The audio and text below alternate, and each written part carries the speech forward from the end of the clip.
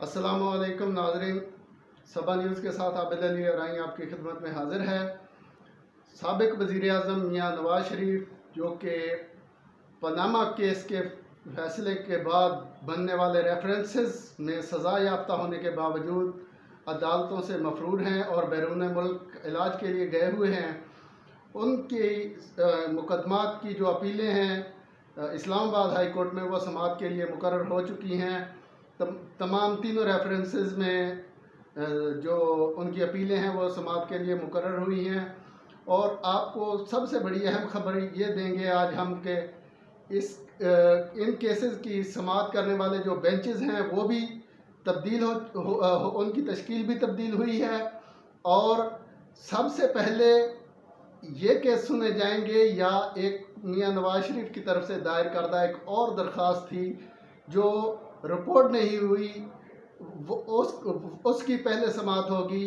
हमारे साथ साकिब बशीर साहब मौजूद हैं जो हाई कोर्ट कवर करते हैं इस रोज़नामा एक्सप्रेस और एक्सप्रेस न्यूज़ के लिए।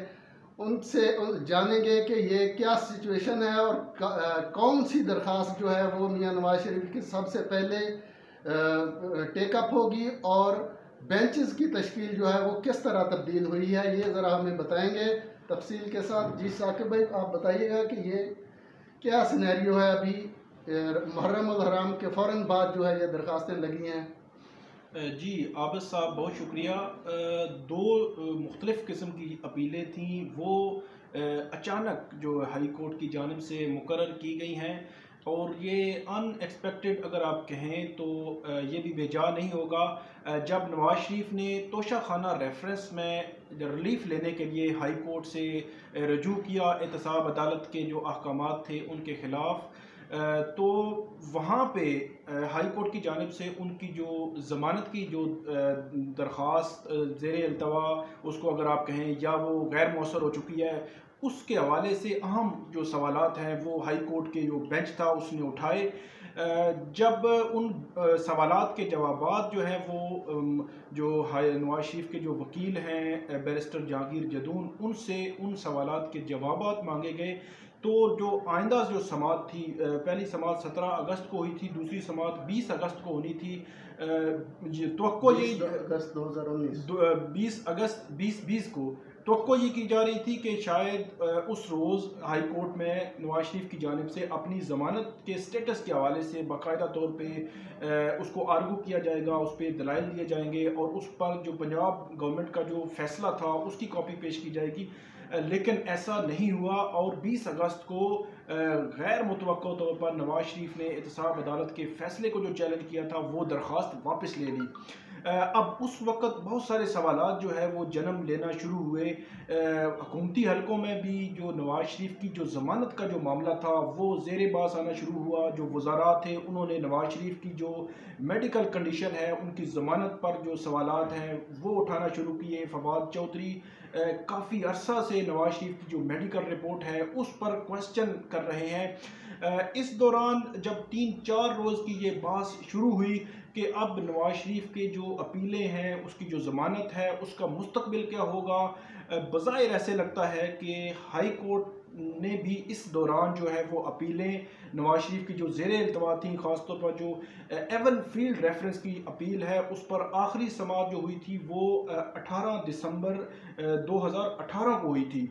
अब तकरीबन 1 साल और 9 माह के वक्फे के बाद एवन फील्ड रेफरेंस में जो अपील है वो मुकर्रर हुई है। उसमें कैप्टन सफदर और मरियम नवाज़ जो हैं वो भी नवाज शरीफ के साथ मुलजिम हैं। ये तीनों मुलजमान जो हैं वो उनको हाई कोर्ट से जो उनकी जो ज़मानत थी उसको मुअत्तल करके उनको ज़मानत दी गई थी, जिसको सुप्रीम कोर्ट ने भी बरकरार रखा था और इस वक्त उनकी जो स्टेटस है ज़मानत का वो बरकरार है। 1 साल 9 माह के बाद ये जो अपील है, ये अपीलें फिक्स हुई हैं। ये एवन फील्ड वाली एवन फील्ड रेफरेंस में जो अपीलें हैं फिक्स हुई हैं, तीनों मुलजमान उसमें शामिल हैं। दूसरी जो है वो अल अजीज़िया रेफरेंस की जो अपील है जिसमें नवाज शरीफ के खिलाफ केस था और वो सज़ा उनको कैद और जुर्माने की सज़ा सुनाई थी एहतसाब अदालत ने। 8 हफ्ते की इसमें जो ज़मानत है वो मंजूर की गई थी नवाज शरीफ की, वो 24 दिसंबर तक थी। फिर मार्च में पंजाब हुकूमत ने उसको एक्सटेंशन नहीं दी। अब उनकी जो ज़मानत है वो भी, उस पर जो है वो क्वेश्चन है कि उसकी ज़मानत का स्टेटस क्या है, नवाज शरीफ इस वक्त मफरूर हैं या वो ज़मानत पे हैं। मेरा ख्याल ये है कि यहाँ मैं आपको रोकूंगा कि ये 3 रेफरेंस थे नाज़रीन, जिसमें एवनफील्ड का सबसे पहला फैसला आया, जिसपे एहतसाब अदालत के जज बशीर अहमद ने फैसला सुनाया था और उसने नवाज शरीफ को, मरीम नवाज को और कैप्टन सफदर को सज़ा सुनाई थी। उसके बाद 2 रेफरेंसेस का फैसला जज अरशद मलिक साहब ने सुनाया था, जो कि जिनकी बाद में वीडियो आई। तो फिर ये 3 रेफरेंसेस हैं अलग अलग। इनमें 2 में तो सज़ा हो चुकी है, तीसरे में बरी हो गए थे फ्लैगशिप रेफरेंस में। तो अब जो नई समाअत होने जा रही है, वीडियो स्कैंडल के हवाले से भी एक दरख्वास्त नवाज शरीफ साहब ने दायर की थी यहाँ। तो अब पहले ये अल अजीज़िया रेफरेंस वाली समाअत होगी या उसकी वो जो दरख्वास्त थी उसकी समाअत होगी, जिसमें उन्होंने उसकी वीडियो का सहारा लेने की कोशिश की है बज़ाहिर? जी, वो जो रेफरेंसेस की आप बात कर रहे हैं, बेसिकली 3 रेफरेंसेस हैं। तीसरे रेफरेंस के बारे में आपको बता दूं कि फ्लैगशिप रेफरेंस में नवाज शरीफ बरी हुए थे, उसको भी नैब ने हाई कोर्ट में चैलेंज किया हुआ है और वो भी 1 जो सितंबर है उसको समाअत के लिए मुकर्रर है। मजबूरी तौर पर तीनों रेफरेंसेस सुने जाएंगे, लेकिन जो अहम बात है वो आपके साथ हम शेयर करते हैं कि नवाज शरीफ ने अक्टूबर 2019 में एक जो दरख्वास्त है वो हाई कोर्ट में दायर की थी कि जो अरशद मलिक का जो मामला है वीडियो स्कैंडल के हवाले से, उसमें एक यकतरफा जो मौक़िफ़ है वो आ चुका है। यकतरफा मौक़िफ़ जो अरशद मलिक है उसका जो एफिडेविट था, वो उसने जो FIR करवाई थी वो जो अपीलें हैं उनके साथ हाई कोर्ट ने मुंसलिक करवा दिया था। तो नवाज शरीफ ने ये दरख्वास्त दी थी कि यकतरफा मौक़िफ़ जो है इस पर आ चुका है अपीलों में, तो हमें भी इस पर सुना जाए और सुनकर फैसला किया जाए।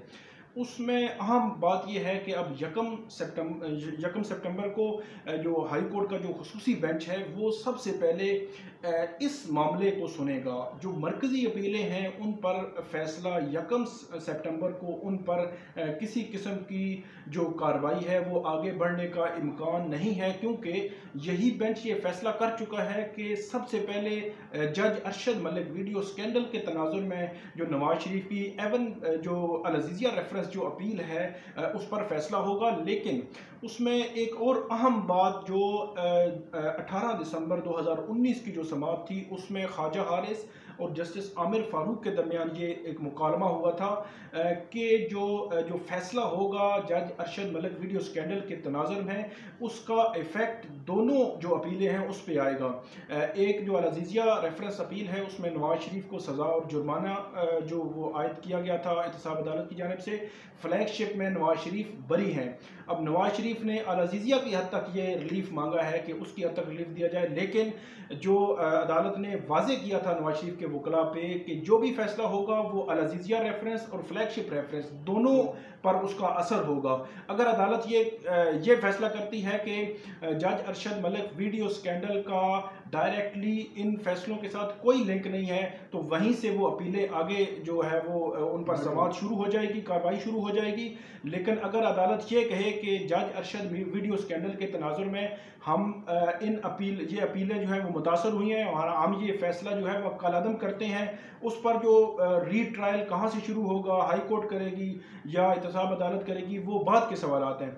लेकिन अगर अदालत उन जो सज़ाएँ हैं उनको कलअदम कर देती है तो उसका जो इफ़ेक्ट है वो नवाज शरीफ की जो सज़ा हुई है जिस अल अजीज़िया रेफरेंस में, उस पर भी होगा, वो भी कलअदम हो जाएगी। और नवाज शरीफ फ्लैगशिप जहाँ पे बरी हुए हैं वो भी कलअदम हो जाएगी और दोनों में रीट्रायल होगा, हाई कोर्ट करेगी या एहतसाब अदालत करेगी, वो उसमें हो सकता है कि अदालत उसमें डिटरमिन कर दे। अच्छा, एक और बात है कि एक ही दिन ये तीनों रेफरेंसेस लगे हैं और बेंचों की तश्कील भी तब्दील हुई है।